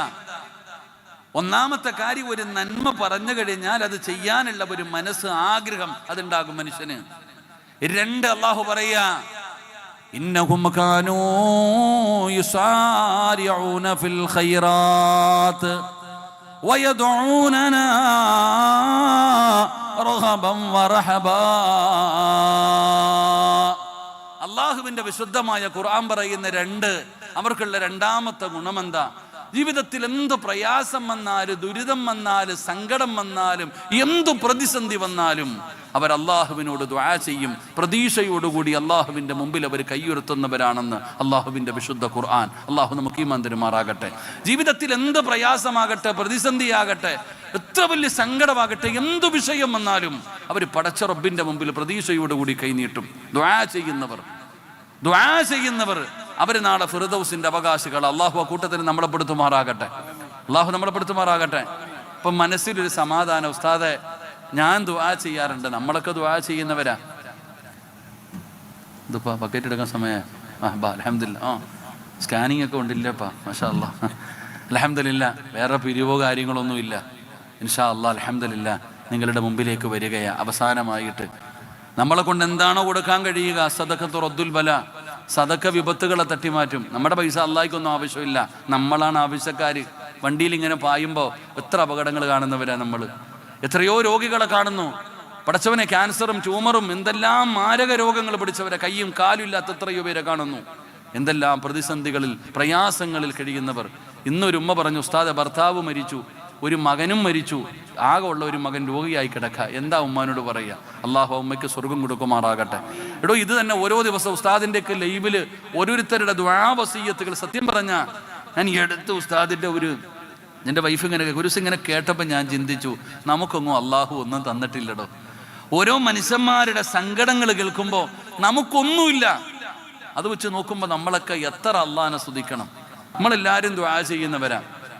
അപ്പൊ ഈ കാര്യം കേട്ടപ്പോൾ വിചാരിച്ചു, ഉസ്താദ്, ഞാൻ ദുആ ചെയ്യുന്നുണ്ട്, അതുകൊണ്ട് എനിക്കും ആ ഫിർദൗസിലേക്ക് പോകാമെന്നുള്ള ഒരു ചിന്ത നമുക്ക് കടന്നു വരും. നമ്മുടെ ദുആയെക്കുറിച്ച് പറയാതിരിക്കല നല്ലത്. നമ്മുടെ ദുആയിനെ കുറിച്ച് നമ്മൾ ദുആ ഉണ്ടോ ഇല്ലയോ എന്ന് പറയാൻ അടിക്കുന്ന കാലം, ദുആ ഉണ്ടോ ഇല്ലയോ എന്നുള്ള വിഷയത്തിൽ തന്നെ അടിച്ചുകൊണ്ട് നടക്കുന്ന കാലമാണ്. ഇവിടെ നമ്മുടെ ദുആയിനെ കുറിച്ച് പറയാതിരിക്കല നല്ലത്. നമ്മുടെ ദുആ ഒക്കെ അതൊക്കെ വെറും ഷോയാടോ. നമ്മുടെ ദുആകളെ കുറിച്ച് പറയാതിരിക്കല നല്ലത്. എൻ്റെ പ്രിയപ്പെട്ട സഹോദരങ്ങൾ, ഇപ്പോൾ ഉദാഹരണം പറഞ്ഞ ഉസ്താദ് നിസ്കാരം കഴിഞ്ഞിട്ട് ദുആ ചെയ്യും. 5 വഖത്ത് ഫർള് നിസ്കരിച്ചിട്ട് ഏത് മനുഷ്യൻ ദുആ ചെയ്താലും ആ ദുആയ്ക്ക് ഇജാബത്തുണ്ടെന്നാ. ഫർള് നിസ്കാരത്തിന് ശേഷമുള്ള ദുആ സ്വീകരിക്കുമെന്ന ഹദീസ് തന്നെയുണ്ട്. പക്ഷെ പള്ളിയിലെ ഉസ്താദ് ദുആ ചെയ്യുമ്പോൾ ആരാ ആമീൻ പറയണേ? നിങ്ങളും ചിന്തിച്ചു നോക്കിയേ. പള്ളിക്കകത്ത് നിങ്ങൾ ഇരുന്ന് നോക്കിയേ. ഉസ്താദ് ദുആ ചെയ്യുന്ന സമയത്ത് നേരെ ഒന്ന് കൈ ഉയർത്തിപ്പിടിക്കണം എത്ര പേരുണ്ട്? നമ്മൾ ഇങ്ങനെ ഇട്ടിരിക്കുക, വേണമെങ്കിൽ തന്നാൽ മതി അല്ലാ എന്ന് പറഞ്ഞിട്ട് ഇങ്ങനെ ചരിച്ചിട്ടിരിക്കുക, കൈ പോലും നേരെ പിടിക്കാൻ പറ്റണില്ല. ഒന്ന് നേരെ ഇരിക്കാറുണ്ടോ? ഒരു ദുആ ചെയ്യുന്ന സമയം, അള്ളാഹുവിൻ്റെ മുമ്പിൽ ദുആ ചെയ്യുന്ന സമയം അതബോടുകൂടി ഒന്ന് ഇരിക്കാറുണ്ടോ? സദ്യ ഉണ്ണാനിരിക്കണ പോലെ ഇരിക്കണേ, വിട്ട് തന്നാൽ വിളമ്പി അടിക്കാൻ പറ്റുന്ന രീതിയിൽ നേരെ ഒന്ന് ഇരിക്കാനുള്ള മനസ്സ് പോലും നമുക്കില്ല. ആമീനിന്റെ ശബ്ദമൊക്കെ കേൾക്കണോ പടച്ചവനെ? അല്ലാ, പള്ളിയിലെ ഖത്തീബിന് തന്നെ തോന്നാറുണ്ട്, ഞാൻ എന്തിനാ അല്ലാ, ഇത് ആർക്ക് വേണ്ടി അല്ലാ ചെയ്യണേ? ഉസ്താദിന് തന്നെ മടി തോന്നുക. കാരണം എന്ത്? ആർക്കാ ഇത് ചെയ്യണേ? അതൊക്കെ ശബ്ദമൊക്കെ കേൾക്കണമെങ്കിൽ വല്ല പൊതുയോഗത്തിൽ പോകണം. അപ്പോഴേ സിംഹത്തെ പോലെ ചാടി നിൽക്കും. ഇതെങ്ങനെ? നിസ്കാരം അങ്ങോട്ട് തീർന്ന ഉടനെ എഴുന്നേറ്റ് ഭിത്തിയിൽ അങ്ങോട്ട് ചാരും. ഇല്ല, പ്രസവ വാർഡിൽ ഇരിക്കണ പോലെ അങ്ങോട്ട് ചാരി ഇരുത്തൊക്കെ. ഉസ്താദന്മാർക്ക് തന്നെ തോന്നൂടോ ഇതെന്തിനാണെന്ന്? സങ്കടം തോന്നാറുണ്ട്. ആരും ആമീൻ്റെ ശബ്ദമൊന്നും ഇല്ല. അള്ളാഹു നമ്മളൊക്കെ നന്നാക്കി തരുമാറാകട്ടെ. ഞാൻ പണ്ട് ഒരു പള്ളിയിൽ ജോലി ചെയ്യുമ്പോൾ, പഠിച്ചിറങ്ങിയതിന് ശേഷം പള്ളിയിൽ ഒരു ഉൾഭാഗത്തൊരു പള്ളിയിൽ ജോലി ചെയ്തു. അപ്പം എന്നെ ഒരു വീട്ടിൽ ദുആ ചെയ്യാൻ വിളിച്ചുകൊണ്ട് പോയി. ഞാനും എൻ്റെ കൂടെ ഒരു ഉസ്താദുണ്ട്, ഞങ്ങൾ രണ്ടുപേരും കൂടെ പോയി. ഉസ്താദ് യാസീൻ ഓതി ദുആ ചെയ്യണമെന്ന് പറഞ്ഞ് കയറ്റി ഇരുത്തിയിട്ട് അവരങ്ങ് പോയി. ഞങ്ങൾ രണ്ടുപേരും കൂടെ യാസീനൊക്കെ ഓതിയിട്ട് ദുആ ചെയ്യാൻ സമയമായപ്പോൾ എൻ്റെ കൂടെ വന്ന ഉസ്താദ് വെളിയിൽ തലയിട്ട് നോക്കുന്നുണ്ട്, ആരെങ്കിലും ഉണ്ടോയെന്ന്. കാക്ക ദുആ ചെയ്യാൻ പോവാ, ഉസ്താദ് ദുആ ചെയ്തോളെ.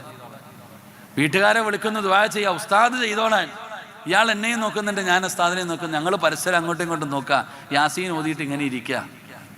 അവസാനം ഞാൻ പറഞ്ഞു, എന്നാൽ പിന്നെ ദുആ ചെയ്യാം, ഒരു യാസീൻ ഓതിയതാ കളയണ്ടല്ലോ. ഞാൻ ദുആ ചെയ്തു, പഠിച്ചവനെ ഈ യാസീനിൻ്റെ പ്രതിഫലം എൻ്റെ വാപ്പാടെ ഖബറിലേക്ക് കൊടുത്തേക്കണേ അള്ളാഹ്. ഞാൻ എൻ്റെ വാപ്പായ്ക്ക് തന്നെ ഹദി ചെയ്തു. കാരണം വീട്ടുകാർക്ക് ആവശ്യമില്ല, ഞാൻ ചിരിക്കാൻ പറഞ്ഞല്ല. പള്ളിയിലെ ഉസ്താദിൻ്റെ അവസ്ഥ ഇത് തന്നെ. ഇല്ലെങ്കിൽ നിങ്ങൾ നാളെ വക്കത്ത് വരുമ്പോൾ നോക്കിക്കോ, നിങ്ങൾ നാളെ വക്കത്തിന് വരുമ്പോൾ നോക്കിക്കോ, എത്ര പേര് ആമീൻ പറയണേ. ഇനി പോട്ടെ, ആമീൻ പറഞ്ഞാലോ. ഉസ്താദന്മാരൊക്കെ ഇരിക്കുന്നുണ്ട്, കോമഡി പറയാമെന്ന് വിചാരിക്കരുത്. എടോ, നമ്മൾ ചിന്തിക്കേണ്ട ഒരു കാര്യം, ഉസ്താദ് പള്ളി നിസ്കരിക്കുമ്പോൾ പതിവില്ലാതെ ഒരു ആമീൻ. ഓ, മുണക്കുകാലത്ത് മഴ പെയ്തതുപോലെ ഖത്തീബ് ഇങ്ങനെ നോക്കണം, ആരാ അല്ലാ ഇങ്ങനെ ആമീൻ പറയണേ. ഒരുത്തൻ കഷം വരെ കാണുന്ന രീതിയിൽ രണ്ട് കൈയും പൊക്കി പിടിച്ചിട്ടുണ്ട്, ആമീൻ.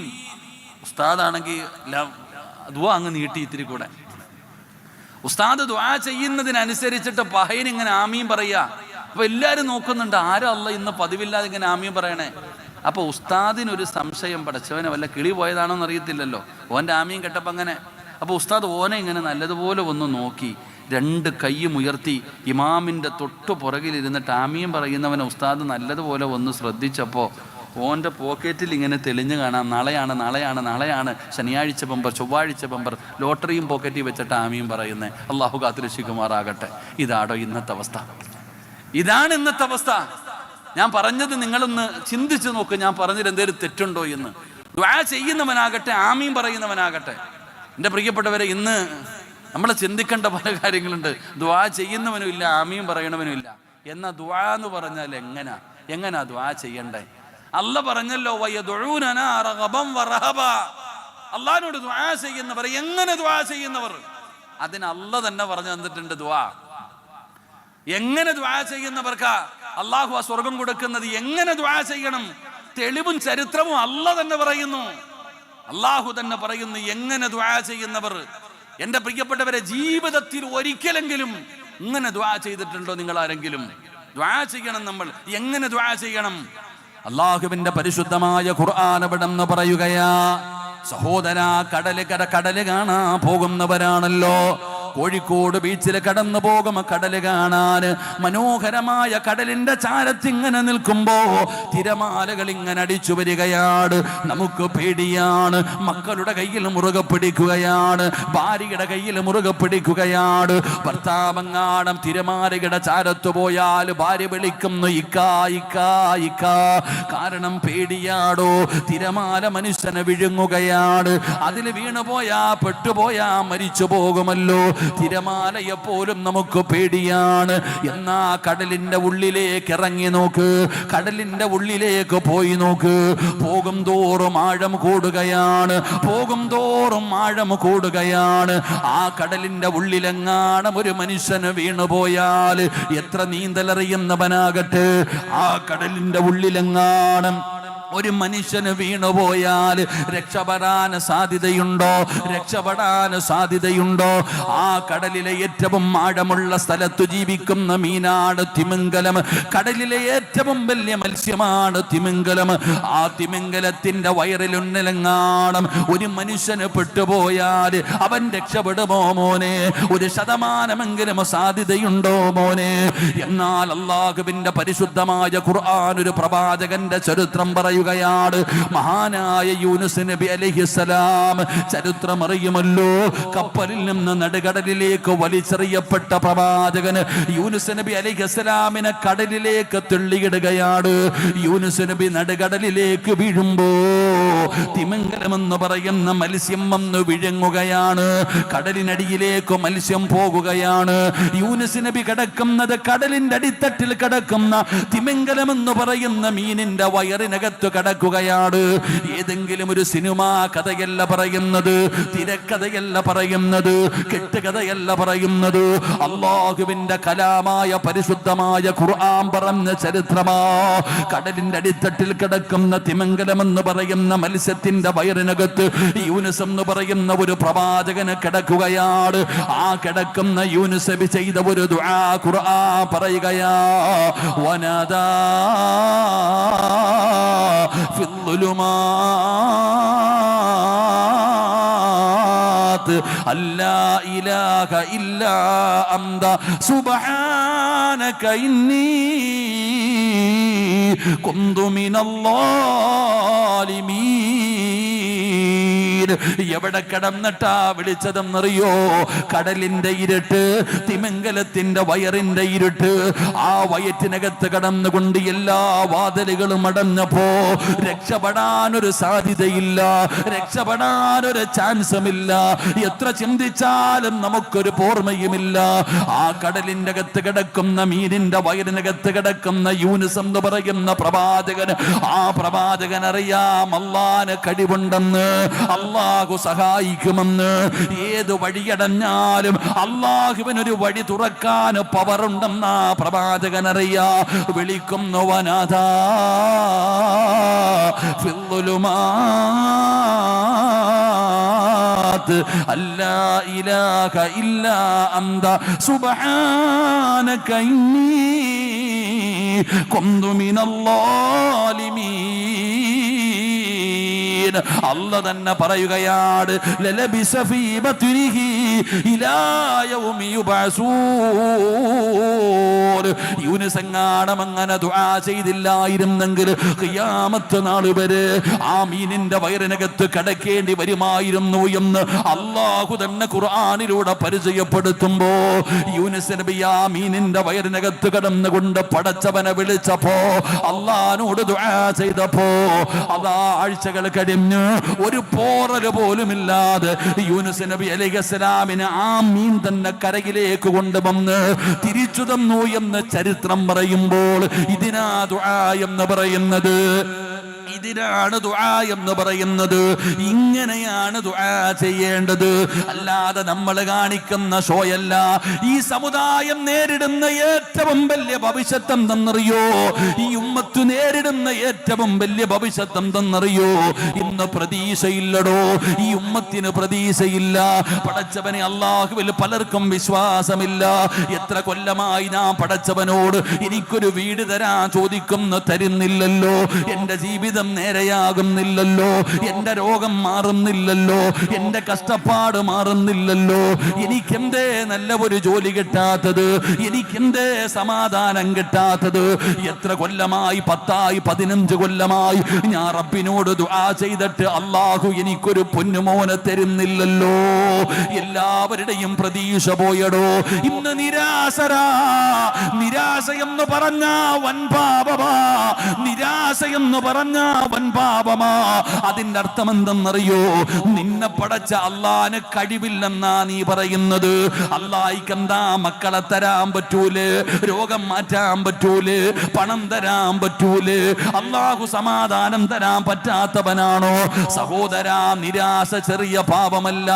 നമുക്കിന്ന് പ്രതീക്ഷയില്ലടോ. ചോദിക്കുന്നത് പെട്ടെന്ന് കിട്ടണം. കാരണം നീ ആരാ? VIP യാ? ഇല്ലെങ്കിൽ കുറ്റം പറയുകയാ. സഹോദരാ, മോനെ, പടച്ചവനോട് ദുആ ചെയ്യ്. അല്ലാഹുവിന്റെ വാഗ്ദാനമല്ലേ ദുആ ചെയ്താ ഉത്തരം തരുമെന്ന്.